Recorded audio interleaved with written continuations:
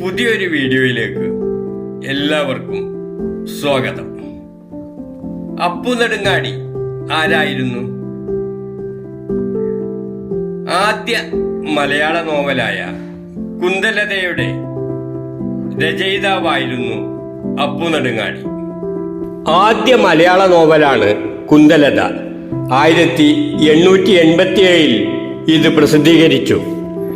പാലക്കാട് ജില്ലയിലെ കോതക്കുറിശ്ശിയിൽ അപ്പു നെടുങ്ങാടി 1863 ഒക്ടോബർ 11 ജനിച്ചു. 1933 നവംബർ 7 ഇഹലോകവാസം വെടിഞ്ഞു. പിതാവ് പടിഞ്ഞാറേ കോവിലകത്ത് മാനവിക്രമൻ തമ്പുരാൻ, മാതാവ് തലക്കൊടി മഠത്തിൽ കുഞ്ചുകുട്ടി കോവിലമ്മ.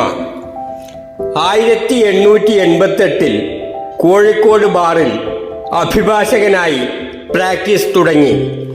1897 മദ്രാസ് ഹൈക്കോടതിയിൽ പ്രാക്ടീസ് ആരംഭിച്ചെങ്കിലും അനാരോഗ്യം മൂലം അത് തുടരാൻ കഴിഞ്ഞില്ല. 1899 കേരളത്തിൽ സ്വകാര്യ മേഖലയിലെ ആദ്യ ബാങ്കായ നെടുങ്ങാടി ബാങ്ക് ആരംഭിച്ചു. 1918-19 കാലത്ത് കോഴിക്കോട് നഗരസഭയുടെ ചെയർമാനായി തിരഞ്ഞെടുക്കപ്പെട്ടു. ബ്രിട്ടീഷ് അനുകൂലിയായിരുന്ന അപ്പു നെടുങ്ങാടിക്ക് 1919 റാഹു ബഹദൂർ ബഹുമതി ലഭിച്ചിരുന്നു.